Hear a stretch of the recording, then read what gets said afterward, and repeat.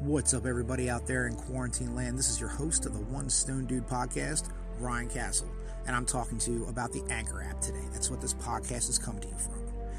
There are so many advantages to this app, it's hard to explain, but if you haven't heard about the Anchor app, it's the easiest way to make a podcast, so let me explain real quick. It's free. Then you have your creation tools that allow you to record and edit your podcast right from your phone or your computer. Anchor will then distribute your podcast for you so it can be heard on Spotify, Apple Podcasts, and many more. You can make money from your podcast with no minimum listenership. It's everything you need to make a podcast all in one place. So, go to the Anchor app or go to anchor.fm to get started. And keep your First Amendment rights going.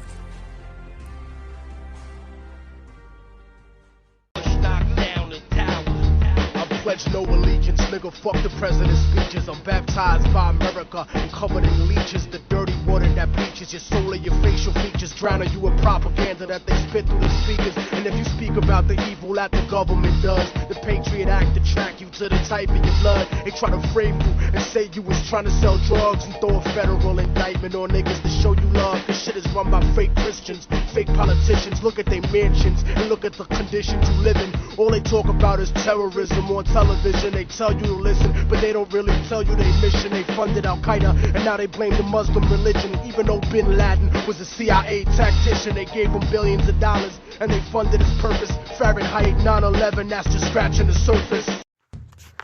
Welcome back, everybody, to the One Stone Dude podcast. This is your host, Ryan Castle. On this episode, we'll have a gentleman who we'll refer to by Chad. I actually got into a fist fight with this guy one time, and we've gone to talking shit to each other over Facebook over different political situations. So I always like to get the other side of the coin. So that's why I wanted to have him on the show. Plus, he's had his hand in wrestling at one point too. So that made for a little part of an interesting conversation. And we get to know him a little bit on a personal level. Also, my Man Shafe made his way back, and he's expressing his opinions on an article about the coronavirus that I put on Facebook. And last but not least, we have professional wrestler, former stripper, Chris Evans, and his viewpoints and memories. And that's going to be the show. After the show, if you want to get a hold of me for any questions for my guests, feel free at autobot0311@protonmail.com or text me 602-800-8170. Enjoy the show.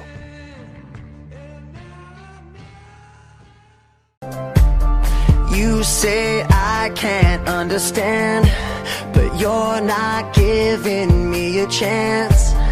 When you leave me, where do you go? All the walls that you keep building, all this time that I spent chasing, all the ways that I keep losing you. And the truth is, you turn into someone else. Welcome again, everybody, to another episode of the One Stone Dude podcast. This is your host, Ryan Castle. On the line with me today, I got a guy I got into a fight with one time. His name's Chad, and he is another outspoken person on Facebook who I communicate with. We've had some disagreements on politics, but that's why I wanted to bring him on the show, because I always like to get that other side of the coin. So, Chad, we're not going to go with your last name. We're going to protect your anonymity. And the first question the first topic we're going to hit up is politics. You're a Republican and a Trump supporter, correct? That's right. Okay, why? I like everything that's on the right side. I don't like the propagandas, the fake narratives. It's just he goes right, cuts through the bull crap and gives it to us straight. Not like a politician, and not like somebody's puppet. Somebody's behind the scenes pulling the strings. Right. Do you agree with his Twitter rants, or do you look at him differently because of that? Yeah, I actually don't follow him on Twitter. I just watched. I basically just watch watch them on all the different news channels, whoever broadcasts it, because now a lot of news channels don't even broadcast it. Basically, you only get one station, and I hate bringing it up because everybody hates Fox, but so they basically only watch one guy on Fox, and that's Sean Hannity. Anybody else, I don't watch. Okay, all right. And I see you're not a fan of the Democratic Party. Could you tell us more about your position on that? Yeah, the Democrats are always for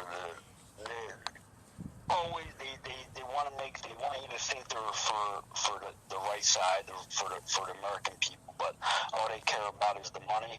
The illegals that come over here, they oh my God, they have they're trying to set up this COVID-19 for a second impeachment, and instead of helping Americans get back on their feet, try to solve the crisis that's going on, but they want to impeach Trump for absolutely for nothing that he did. It was just absurd. Okay. I posted a link on Facebook about COVID-19 and the connection with the lab in Wuhan. I'd like for our listeners to hear what the article was about to you and your opinions that you expressed. I actually didn't see that article that you wrote. I know, and what I got out of it was, I wish I saw the article, but I know it was, what I know of. It started over here in the United States, I believe it was in North Carolina, and the government came down hard on them.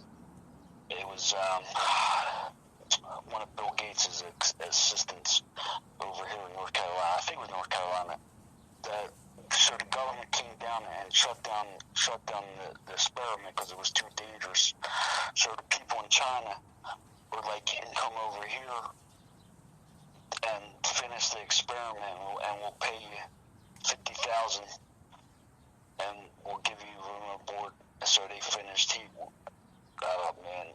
I can't think of his name, but the scientist and the other lady, his partner, ended up dying from the virus. I think that's what I recall. No shit. She ended up dying from it.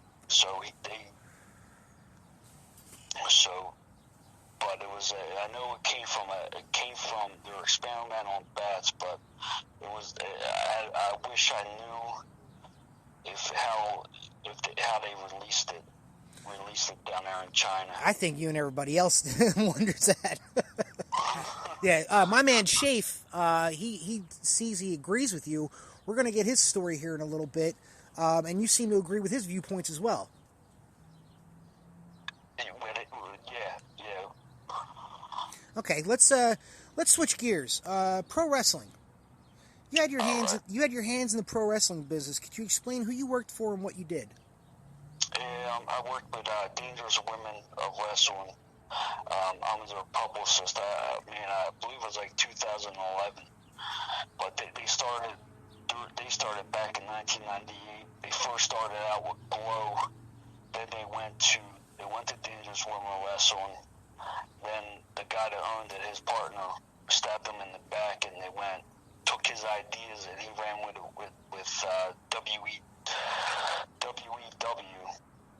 Oh, wow. That's, getting stabbed in the back is a common thing in professional wrestling. I'm sure you can agree. Yes, it's terrible. It's unbelievable how much betraying it goes on in there, but I just don't understand why. It's just crazy. If everybody just worked together, it'll be a lot bigger and better than what it is, and it would help out the very small industries. Yeah, I totally agree with that. What were your challenges that you experienced while performing your duties?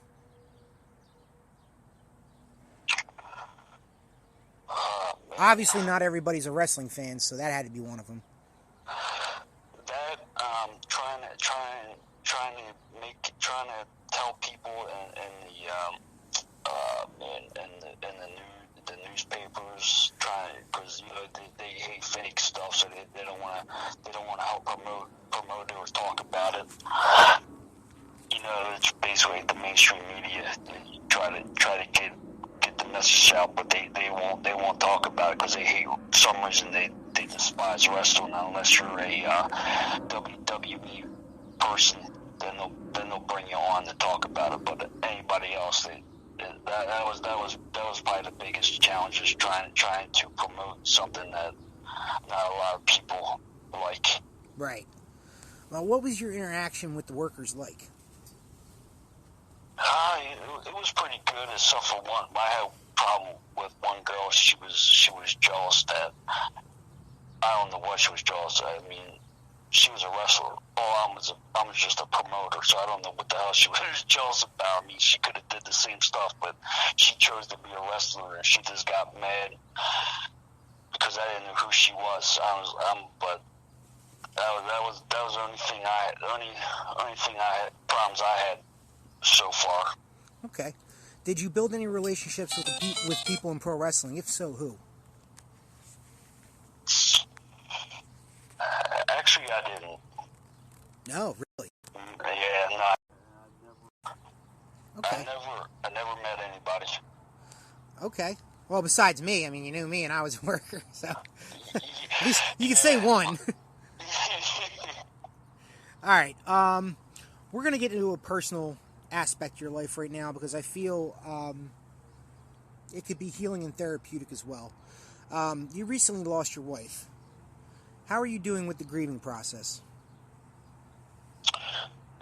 Some days are hard. Some days are pretty easy, but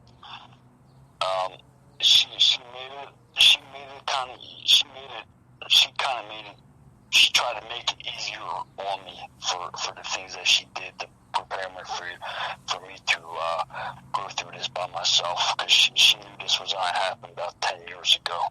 So she tried to set me up to make sure I'll be all right. But there's days that I miss her, and it's just hard. But other days, you got your ups and downs. Right. I understand the loss of a loved one, probably more so than a lot of other people, and I can only imagine what you're going through right now. But let's get some help out there. What would you say to someone going through the same tragedy? I would say take it a day by time, minute by minute. Don't try to overanalyze stuff. Don't try to rush through the process. Try to grieve as much as you can. Talk to people. Talk to whoever you can. See what their feedback is. Don't push anybody away. Okay. And you got my number now. You can call me anytime you need to talk about something. I could care less if it's 3 o'clock in the fucking morning. If you need to talk to somebody, call me. That's how I feel about your situation. I'm always there for people that I know. So feel free to do that. Switch gears again. All right? Get you going to a different subject. Cannabis. Are you a supporter of cannabis use? Yes, I am. Okay. Have you ever used weed? Yes. Do you do it now? Yes, I do. Okay. What was your first experience like? Oh, man. I don't know if I can remember it. Oh, my goodness. It's got to be like losing your virginity, man. Everybody remembers. Yeah, it was so freaking long ago, though, but it was something totally different. It was like an out of body kind of experience. Wow, so you had the body high then, huh? Yeah, it was.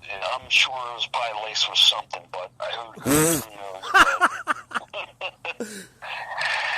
Because it definitely didn't relax me, man. It felt like I was floating in the sky. Wow. Nice. Yeah, that sounds like a good time. Shit. Yeah. How old were you?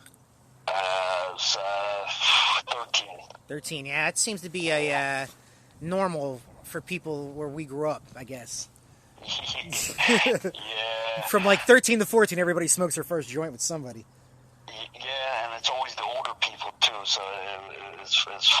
Yeah, they have like no shame of sharing it with a little kid.